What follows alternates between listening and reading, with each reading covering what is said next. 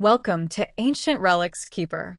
Uncover hidden histories, lost artifacts, and ancient mysteries. Join us as we explore the past secrets. Subscribe and dive into history's untold stories.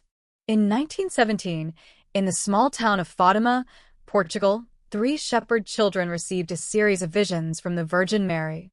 She entrusted them with three secrets. The first two were revealed and seemed to predict world-changing events. But the third was locked away in the Vatican archives for decades, fueling immense speculation. In the year 2000, the Vatican finally revealed it, but many believe the full story was never told.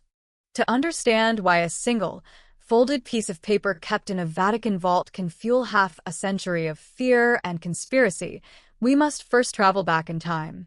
We must leave the marbled halls of Rome and go to the poor, sun-beaten fields of rural Portugal. The year is 1917. The world is tearing itself apart in the Great War, a conflict of unprecedented horror that is consuming a generation of young men in the trenches of Europe. In Portugal itself, the political climate is just as volatile. The monarchy has been overthrown, replaced by a staunchly anti-clerical First Republic, which actively seeks to suppress the power and influence of the Catholic Church. It is a time of profound skepticism, of violent change, and of deep anxiety. And it is in this world, in the most unlikely of places, that a story begins that will challenge the very notions of faith, prophecy, and the nature of reality itself. This is the foundation of the mystery of Fátima. Our story does not begin with popes or cardinals, but with three small children. Their names were Lucia dos Santos, aged 10, and her younger cousins, Francisco and Jacinta Marto, ages 9 and 7. Their lives were simple, defined by the rhythms of the seasons and the needs of their family's flocks. Every day, they would lead their sheep to pasture in a bowl-shaped field known as the Cova da Iria, the Cove of Irene. It was a quiet, unremarkable place, filled with olive trees and home oaks. The children's days were spent in prayer, games, and the quiet companionship that comes from shared work and family ties. Lucia was the serious, responsible leader. Francisco was more introspective and quiet, while little Jacinta was sensitive and vivacious. They were ordinary children living an ordinary life, completely unaware that they were about to become the vessels for a message that would echo for a century. It all began on May 13, 1917. The children were tending their sheep as usual when their peaceful afternoon was interrupted by a brilliant flash of light. Thinking it was lightning, they began to gather their flock to head for shelter. Then came a second flash, even brighter than the first. Standing atop a small home oak tree, they saw a figure that would change their lives forever. Lucia would later describe her as a lady dressed in all white, more brilliant than the sun, shedding rays of light, clear and intense. This lady was beautiful, her face radiating a peace that was otherworldly. Her first words to the terrified children were simple and reassuring. "Do not be afraid. I will do you no harm." She told them she came from heaven and asked them to return to that same spot on the 13th of each month for the next 6 months. At each meeting, she would reveal more.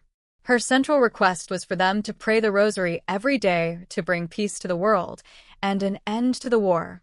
The children agreed. When the apparition vanished, she left them not with fear, but with a profound sense of inner joy and peace. But the world outside their sacred encounter was not so peaceful. When they returned home and told their story, the reaction was one of immediate disbelief and ridicule. Lucia's mother was convinced she was lying, a blasphemer bringing shame upon the family. The local villagers mocked them. The parish priest was deeply skeptical, warning them that it could be a deception from the devil. Yet, the children never wavered. Their story remained perfectly consistent. This steadfastness began to attract attention. By the second apparition on June 13th, a small crowd of about 50 curious onlookers had gathered. They saw no lady, but they attested to seeing the branches of the home oak bend as if someone were standing on them, and they heard a strange humming sound. The story was spreading like wildfire. By July, The crowd had grown to a few thousand. It was during this third apparition, on July 13th, that the lady entrusted the children with the now famous 3 secrets. She promised them a great miracle in October, so that all might believe. But as their fame grew, so did the opposition. The secular authorities, deeply hostile to the church, saw this growing religious fervor as a dangerous political problem. In August, just before the scheduled apparition, the provincial administrator, a man named Artur Santos, essentially kidnapped the children. He took them into custody, separated them, and interrogated them relentlessly. He tried to bribe them, to trick them, and finally, to terrify them into recanting their story. He threatened them with the most gruesome fate imaginable, to be boiled, one by one, in a cauldron of hot oil if they did not reveal the secrets. Yet, even under this extreme duress, the children refused. They were willing to die rather than betray the trust of the lady. Their courage in the face of this threat only strengthened their credibility. Something had happened to them in that field that was more real and more powerful than their own fear of death. After this event, the crowd swelled to tens of thousands. The Cova da Iria was no longer a quiet pasture. It was a pilgrimage site, a place of intense hope and expectation. This brings us to the secrets themselves, the core of the message. The first 2 parts of the prophecy were written down by Lucia years later and revealed to the public in 1941, at a time when their meaning had become terrifyingly clear. The first secret was not a prophecy, but a vision. It was an experience so visceral and so horrifying that it marked the children for the rest of their short lives. Lucia described how the lady opened her hands, and from them, rays of light seemed to penetrate the earth. Suddenly, the ground disappeared, and the children found themselves looking into a vast sea of fire. Lucia's own words paint a chilling picture. We saw demons and souls in human form, like transparent burning embers, all blackened or burnished bronze, floating about in the conflagration amid shrieks and groans of pain and despair, which horrified us and made us tremble with fear. The vision lasted only a moment, but its impact was eternal. The lady then looked at them with a sad kindness and said, "You have seen hell, where the souls of poor sinners go. To save them, God wishes to establish in the world devotion to my Immaculate Heart." This was the foundational message. It was not meant simply to terrorize, but to instill a sense of profound urgency. Hell was real, souls were in danger, and their prayers and sacrifices had the power to save them. This vision particularly affected little Jacinta. She became obsessed with the fate of sinners, constantly making small sacrifices and praying for those who might be damned. The vision had transformed a child's game into a divine mission. It was the why behind the lady's requests, the spiritual stakes of their encounter. It gave the entire event a weight of cosmic significance. From this vision of the spiritual consequences of sin, the lady immediately moved to the second secret, which dealt with the earthly, historical consequences. This part of the message was a direct and detailed prophecy about the future of the world. It was so specific that, when it was revealed in 1941, it seemed to have been written with the eerie clarity of hindsight. But the children had heard it in 1917. The secret began with a promise. The war is going to end. This was a message of immense hope for a world exhausted by the slaughter of World War I. But it came with a dire warning. But if people do not cease offending God, a worse one will break out during the pontificate of Pope Pius XI. This was an astonishingly precise prediction. World War I ended the next year in 1918. Pope Pius XI's reign began in 1922. And true to the prophecy, during his pontificate, the world witnessed the rise of Nazism and the aggressive expansionism that would culminate in the outbreak of World War II in 1939, a war far more destructive and global than the first. To signal the beginning of this coming punishment, the lady gave them a sign. When you see a night illumined by an unknown light, know that this is the great sign given you by God that He is about to punish the world for its crimes. On the night of January 25, 1938, a massive, awe-inspiring aurora borealis, a celestial light show of deep red, was seen all across Europe, as far south as Portugal and even parts of North Africa. It was so intense that people thought the world was on fire. Lucia, then a nun in a convent, immediately identified this as the sign foretold by the lady. Within weeks, Hitler annexed Austria, and the final march to war had begun. The second secret then focused on a specific nation, Russia. "If my requests are heeded," the lady said, "Russia will be converted, and there will be peace. If not, she will spread her errors throughout the world, causing wars and persecutions of the Church." In 1917, Russia was in turmoil, but the Bolshevik Revolution was still a few months away. No one could have predicted that this collapsing empire would be reborn as the Soviet Union, an atheistic superpower whose communist ideology its errors would indeed spread across the globe, leading to decades of Cold War, proxy wars, and brutal persecution of religious believers. The prophecy was astoundingly prescient. It identified the central ideological conflict that would dominate the 20th century, years before it truly began. But the secret also offered a solution, a divine remedy. The lady called for the consecration of Russia to my Immaculate Heart.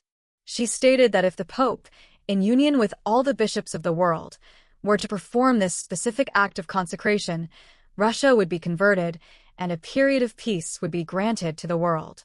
This specific request would become a source of immense debate and controversy for decades, with many arguing whether it was ever performed correctly.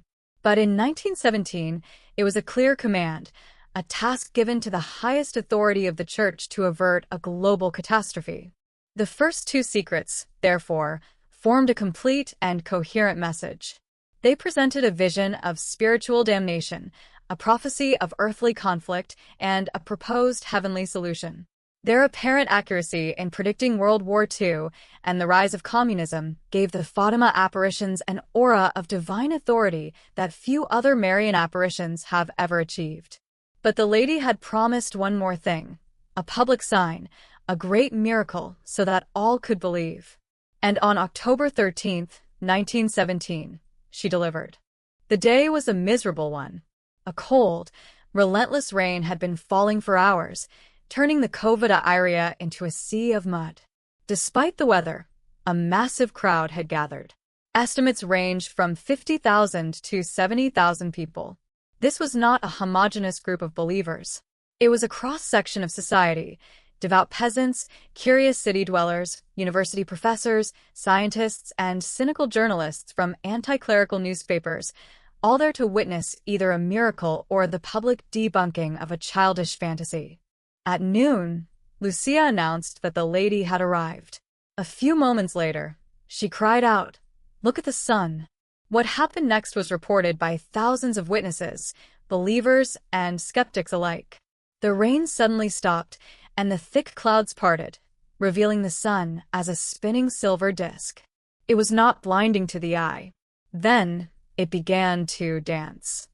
It spun on its axis, throwing off great beams of multicolored light green, blue, red, violet that bathed the landscape and the crowd in a kaleidoscope of colors.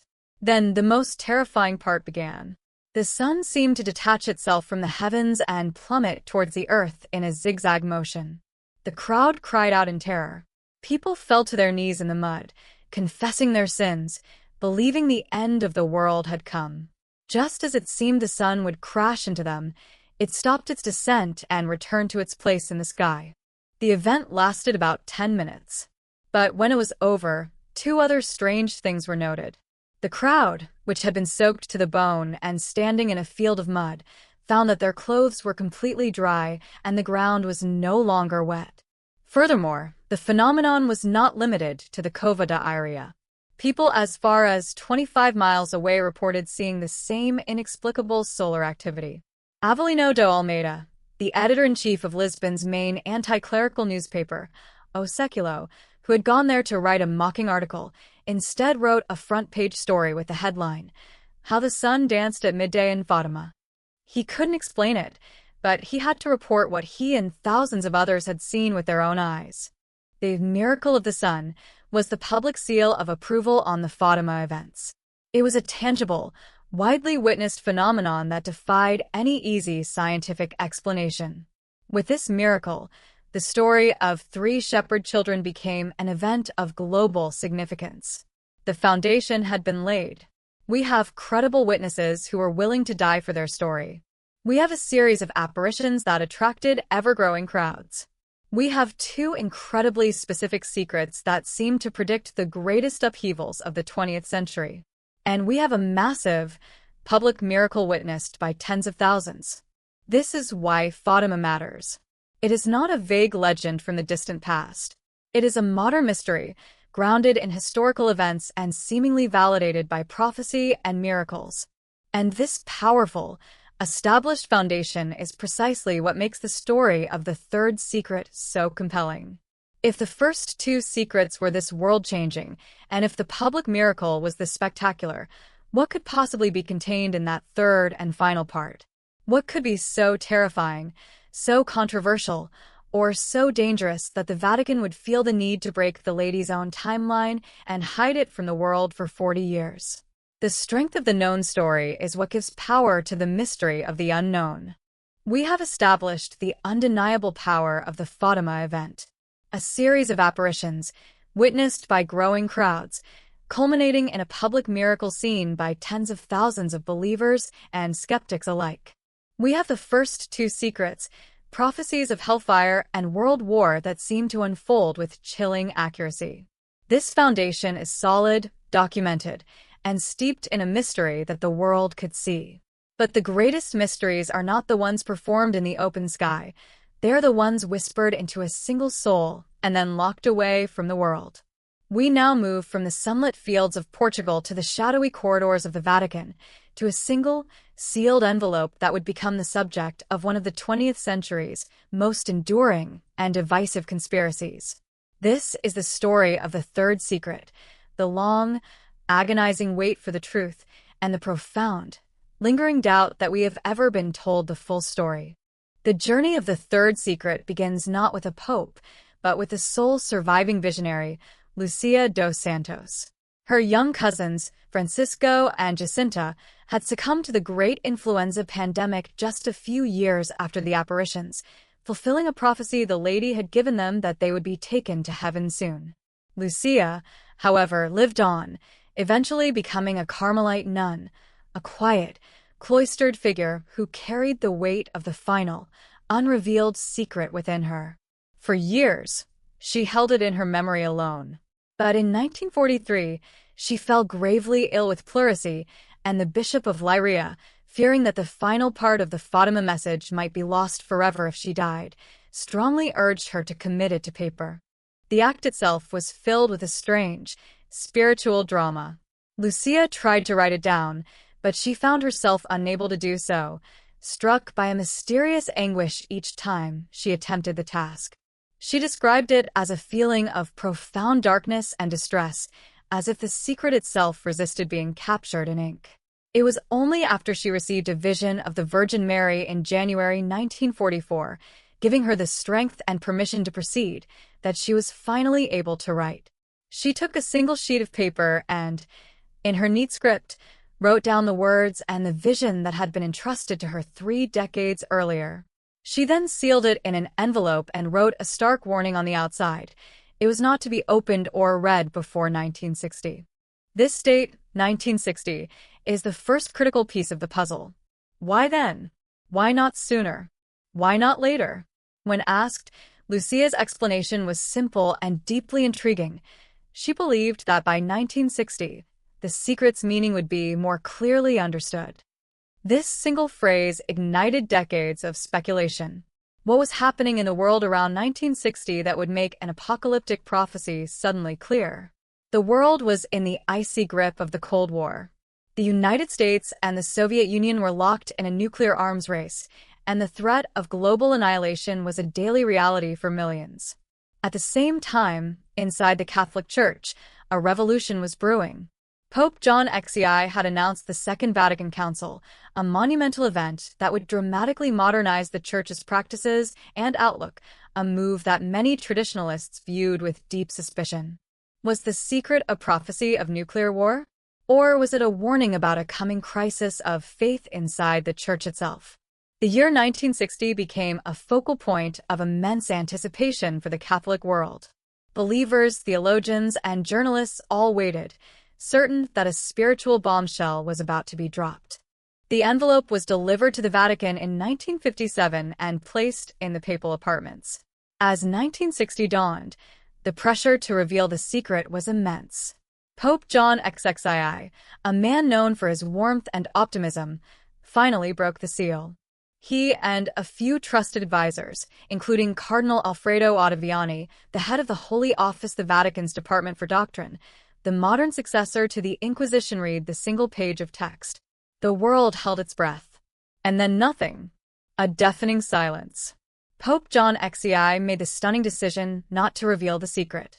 He reportedly put the text back in the envelope and placed it in a different archive, declaring that the message does not concern my pontificate. He dismissed it, saying it was not for our time. This act of concealment was the true birth of the Fátima conspiracy. The refusal to speak was louder than any prophecy. What could be so terrible that a pope would defy the Virgin Mary's own timeline? What could be so dangerous that he would rather face a world's criticism for hiding it than risk the consequences of revealing it? His successors followed his lead. Pope Paul VI read the secret in 1965 and also chose to keep it hidden. Pope John Paul I, during his fleeting 33-day reign, did not have time to address it. And so, for 40 long years, from 1960 to 2000, the third secret of Fátima remained a ghost, haunting the Vatican, its contents a blank canvas onto which a fearful world projected its worst anxieties. The silence was not empty, it was filled with 1,000 terrifying possibilities. And so, in the Jubilee year 2000, the silence was finally broken. Pope John Paul II, a man with a deep and personal devotion to Our Lady of Fátima, made the historic decision to finally publish the text.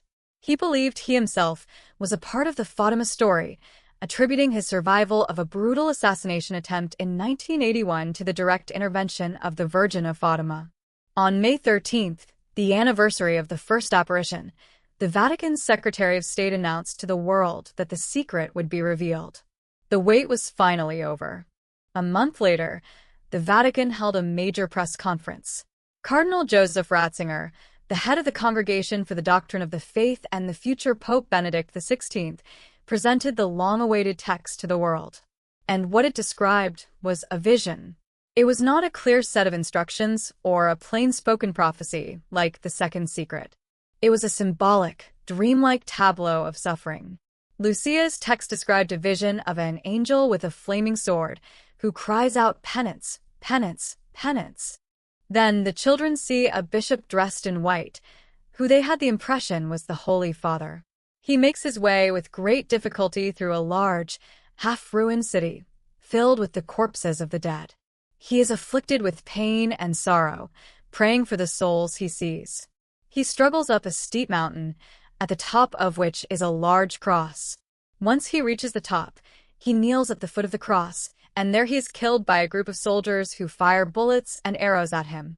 After him, other bishops, priests, and laypeople are killed in the same way. Alongside the text, the Vatican provided its official, authoritative interpretation. Cardinal Ratzinger explained that the vision was not a prophecy of a future apocalypse, but a symbolic summary of the past suffering of the 20th century, particularly the persecution of Christians under atheistic communist regimes. The bishop in white was a succession of popes, and the ruined city was the war-torn landscape of the modern age.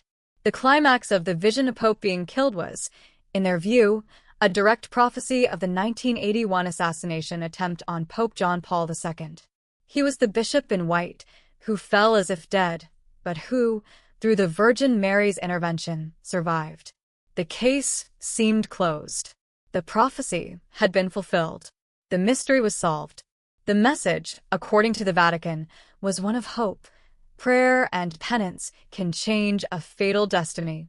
But almost as soon as the text was made public, the doubts began to surface. For millions of people who had waited for 40 years, the official revelation felt strangely anticlimactic, a puzzle piece that didn't quite fit the shape of the mystery. The reaction for many was a simple, nagging question. That's it? That was the secret that popes were too afraid to reveal for 40 years. The vision was powerful, certainly, but a symbolic prophecy about a past event hardly seemed to justify the decades of intense secrecy and fear. This feeling of anticlimax was the first crack in the official story, and through that crack, a flood of skepticism poured in. The doubts were not just based on emotion. They were based on a history of contradictory statements from high-ranking churchmen who had, over the years, hinted at the secret's contents. Before the year 2000, the very same Cardinal Ratzinger, who presented the case-closed interpretation, had said in a 1984 interview that the secret concerned the dangers threatening the faith and the life of the Christian, and therefore of the world, and that it related to the importance of the last times, and things contained in Scripture. This sounded far more profound and spiritual than a single assassination attempt. Others had been more direct. Father Malachi Martin, a controversial but undeniably well-connected former Jesuit and Vatican insider, had spoken for years about the third secret on radio shows and in his books.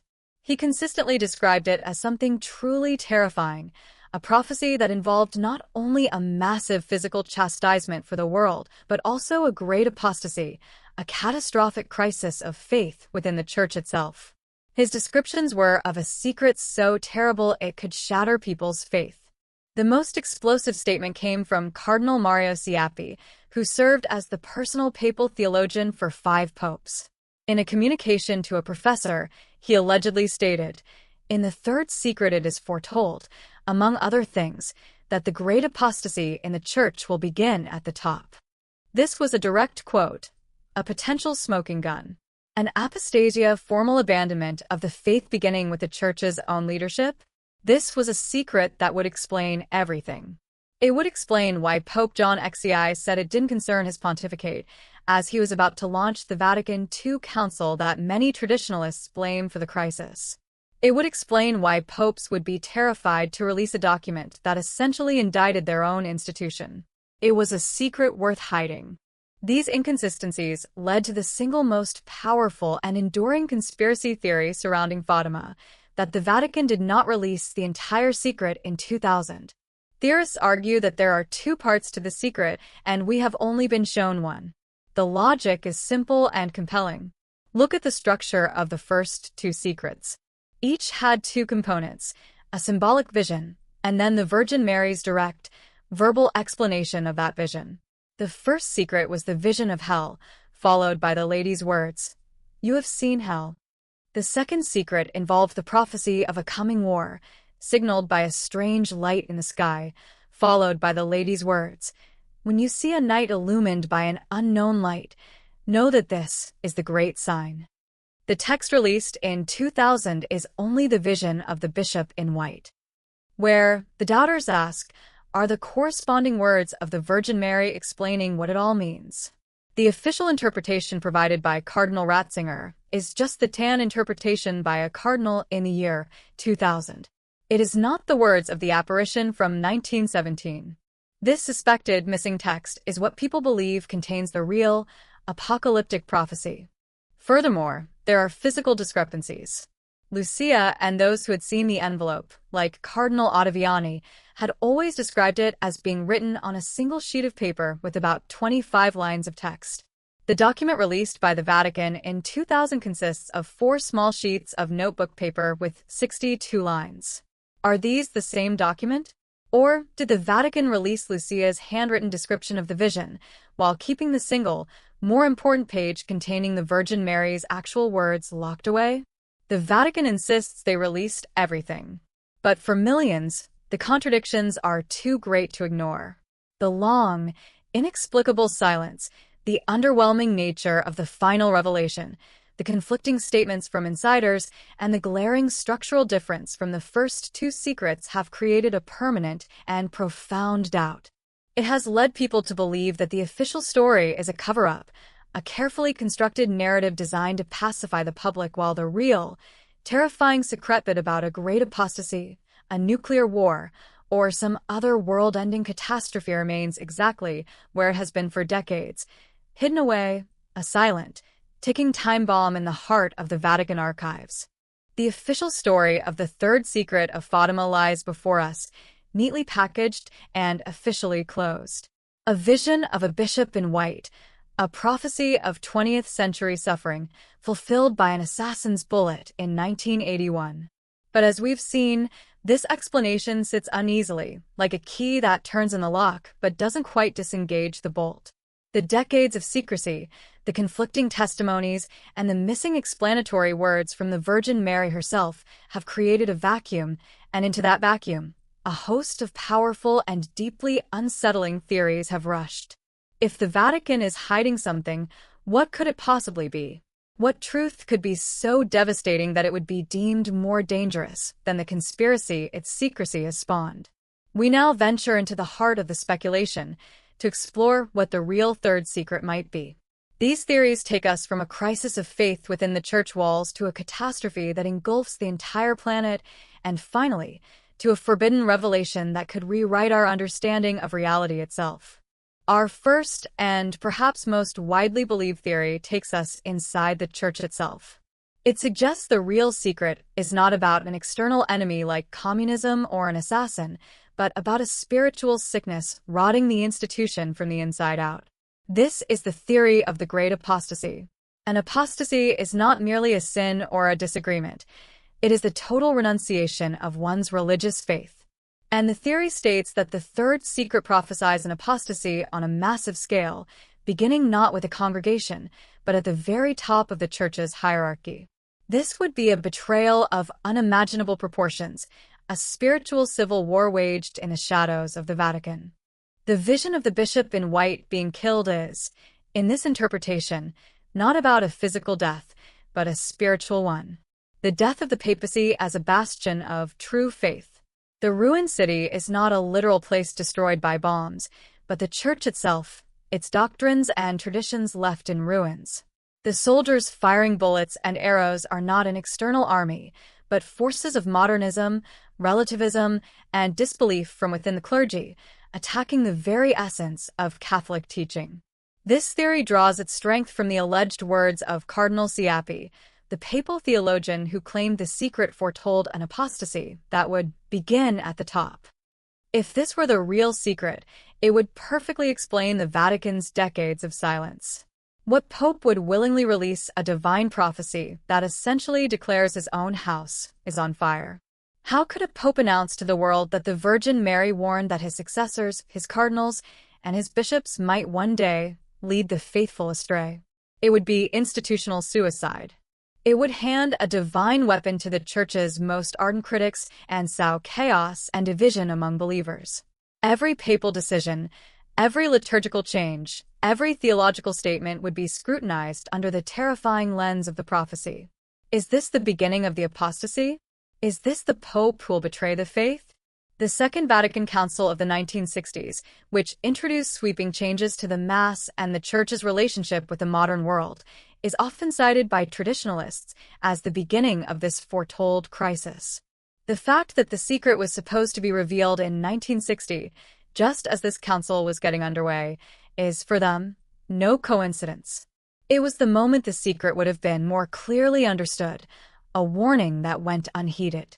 The Great Apostasy theory posits that the Vatican, faced with a prophecy that condemned its own potential future, chose to bury it. They opted to control the narrative, releasing only a partial, symbolic vision that could be safely interpreted as a past event. They neutralized the threat by redirecting it.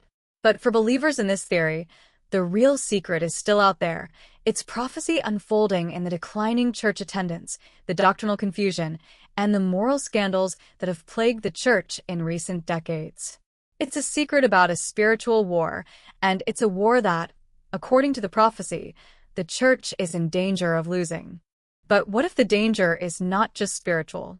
What if the ruined city in the vision is not a metaphor, but a literal, terrifying future? This leads us to our second major theory, that the real third secret is a prophecy of a global, physical catastrophe. The language of the Visiona half-ruined city filled with corpses, a world of pain and sorrow is powerfully apocalyptic. For many, Linking this to a single assassination attempt feels like a gross understatement of the vision's scale. This theory argues that the secret foretells a chastisement that will affect not just the church, but all of humanity. One of the most common interpretations within this theory is that the secret warns of a third world war. The first two secrets dealt with World War I and World War II. It seems logical that the third would deal with the next and ultimate global conflict. In a post-1945 world, a third world war inevitably means nuclear war. The angel with a flaming sword could be a terrifyingly accurate symbol for a nuclear missile, an angel of death descending from the sky. The ruined city would need no interpretation. It would be the literal state of our civilization after a nuclear exchange. The Pope and other clergy being killed would be just a small part of a global holocaust that would consume billions. This would be a prophecy so terrifying that it could cause mass panic and potentially become a self-fulfilling prophecy, destabilizing international relations at a delicate time like the Cold War. Hiding it from this perspective could be seen as a deeply pragmatic, if paternalistic, act. Another branch of this theory looks not to human hands for our destruction, but to the heavens. It suggests the secret foretells a massive natural or cosmic disaster. This could be a geological event, like a global earthquake or a pole shift that would cause catastrophic tsunamis and volcanic eruptions, literally reshaping the face of the planet. Or it could be an astronomical event like a large comet or asteroid impact. An impact event would fit the vision perfectly: the initial flaming sword from the sky, followed by a world plunged into darkness and ruin. This idea gained traction from the fact that Sister Lucia herself reportedly spoke of the vision's connection to a chapter in the Book of Revelation, the Bible's most apocalyptic book, which describes stars falling from the sky and the sun being darkened. If the secret foretold a specific, unavoidable date for such a catastrophe, revealing it would be an act of unimaginable cruelty, creating a global death row. If it warned of a preventable catastrophe, it would place an impossible burden on world leaders. In either case, the decision to hide it becomes understandable. It reflects a choice to preserve hope and order over revealing a truth that the world is powerless to change or too fractured to act upon. The vision, in this light, is not a fulfilled prophecy about the past, but a horrifying glimpse of a potential future, a final warning that hangs over all our heads. From a crisis within the church and a disaster upon the earth, we now arrive at our third and most mind-bending theory. This one proposes that the secret is so profound, so reality-shattering, that it has nothing to do with war or apostasy. This theory suggests the secret is a forbidden revelation, a truth about the nature of God, humanity's origins, or our place in the universe that is so contrary to established belief that it would destroy not just Catholicism, but perhaps all organized religion. This is where the Fátima story intersects with the modern mythology of UFOs and ancient aliens. What if the lady more brilliant than the sun was not the Virgin Mary of Christian theology? The events at Fátima have a number of strange characteristics. The miracle of the sun, where a celestial object appeared to spin, dance, and plummet towards the earth, sounds strikingly similar to many 20th-century mass UFO sightings. The entity communicated with the children telepathically, a common feature in modern alien encounter lore. The entity's focus on a potential global catastrophe brought about by a flaming sword from the sky resonates with theories of cosmic threats. Could the secret reveal that humanity has been contacted, or perhaps even guided, by an extraterrestrial intelligence, and that our religious experiences throughout history are a misinterpretation of these encounters? Imagine if the secret contained the Virgin Mary's own words explaining that heaven, the place she came from, is not a spiritual dimension but a physical place among the stars. The implications would be catastrophic for the Church. Its entire theological framework would collapse. The uniqueness of humanity's relationship with God would be thrown into question. It would force a merger of faith and science fiction that the institution is simply not prepared for. Releasing such a secret would not just cause a crisis of faith, it would detonate the faith itself. Another version of this theory is less about aliens and more about a hidden history of the Church. What if the secret revealed a fundamental flaw or fabrication in the origins of Christianity? Perhaps it provides proof that Jesus did not die on the cross, or that he had descendants, or some other historical fact that would completely undermine 2,000 years of doctrine. This would be the ultimate forbidden knowledge, a truth so powerful it could unravel the entire tapestry of Western civilization. The Vatican, as the guardian of that tradition, would see its primary duty as protecting humanity from such a devastating truth, choosing a benevolent lie over a destructive reality. These theories, from the internal crisis of the Great Apostasy to the external threat of a global catastrophe, and finally to the existential shock of a forbidden revelation, all share one common thread. They provide a motive for the secrecy that is far more compelling than the official explanation. They paint a picture of a Vatican leadership paralyzed by a terrible choice. To reveal the secret would be to risk chaos, panic, schism, or the complete collapse of faith. To hide it would be to betray a divine command and foster a conspiracy that eats away at its own credibility. They chose the latter. They chose silence, and then they chose a carefully managed, partial revelation. They attempted to tame the prophecy, to shrink it down to a manageable size. But the mystery of Fátima has proven to be too powerful to be contained. The vision of the ruined city remains open to interpretation. The silence of the Virgin Mary on that final, crucial point hangs in the air. We are left with the chilling possibility that the story is not over. The prophecy may not have been about a bullet fired in 1981, but about a spiritual decay we see around us today, or a cataclysmic event still waiting in our future.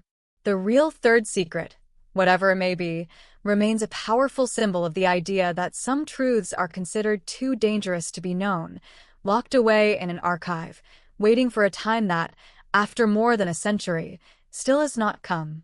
The story of Fátima remains one of the 20th century's greatest religious mysteries. Whether the third secret was a prophecy fulfilled by an assassin's bullet, or a far graver warning about a crisis of faith, a world-ending disaster, or a truth too shocking to reveal, we may never know. The full text, if it exists, remains one of the Vatican's most closely guarded secrets. Thanks for exploring with Ancient Relics Keeper.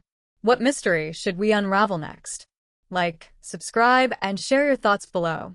Let's keep digging into history's secrets together.